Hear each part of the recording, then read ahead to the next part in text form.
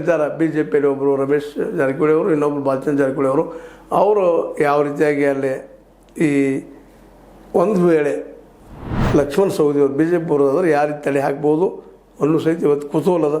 ಏನೋ ಅಲ್ಲಿ ಲಕ್ಷ್ಮಣ ಸವದಿ ಅವರು ಮಾತ್ರ ತಮ್ಮ ರಾಜಕೀಯ ದಾಳಿಗಳನ್ನು ಭಾಳ ವಿಚಾರ ಮಾಡಿ ಇಡುವುದರಿಂದಾಗಿ ಅವರು ಇವತ್ತು ಜಿಲ್ಲೆ ತುಂಬ ಚರ್ಚಾ ವಿಷಯ ಆಗಿದ್ದಾರೆ ಅನ್ನುವಂಥದ್ದು. ಮತ್ತು ಅದೇ ಕಾಲಕ್ಕೆ ಪಟ್ಟಣವರು ಇವತ್ತು ಅಪ್ಲಿಕೇಶನ್ ಹಾಕಿದ್ದಾರೆ, ನಾನೊಬ್ಬ ಮಂತ್ರಿ ಇದ್ದೀನಿ ಅಂತೇಳಿ.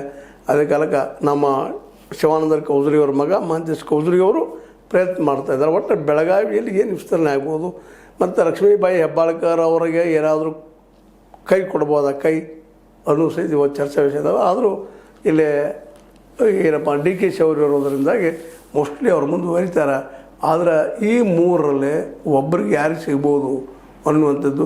ಮತ್ತು ಇನ್ನೊಂದಿಲ್ಲಿ ಗಮನಿಸಬೇಕಾಗಿದ್ದು ಏನಪ್ಪ ಅಂತಂದ್ರೆ ಸತೀಶ್ ಅವರ ರಾಜಕೀಯ ಬೆಳವಣಿಗೆಗೆ ಇವತ್ತು ಪಟ್ಟಣವರಾಗಿರ್ಬೋದು, ನಮ್ಮ ಮಹಂತೇಶ್ ಕೌಜರಿ ಅವರಾಗಿರ್ಬೋದು ರಾಜಕೀಯ ವಿರೋಧಿಗಳಲ್ಲ, ಅವ್ರು ಹೊಂದಿಸ್ಕೊಂಡು ಹೋಗುವಂಥವ್ರು. ಅದಕ್ಕೆ ಇಲ್ಲಿ ವಿರೋಧಿಗಳನ್ನು ಮಟ್ಟ ಹಾಕೋ ದಿಶೆಯಲ್ಲಿ ಸತೀಶ್ ಅವ್ರೇನು ಪ್ರಯತ್ನ ಮಾಡ್ಬೋದು. ಆ ದಿಶೆಯಲ್ಲಿ ಒಂದು ಸ್ವಲ್ಪ ಭಯ ಅದ. ಈ ಲಕ್ಷ್ಮಣ ಸವದಿ ಅವರು ಇದು ಮಂತ್ರಿಗೆ ಸಿಗ್ತದೇನಂತೇಳಿ.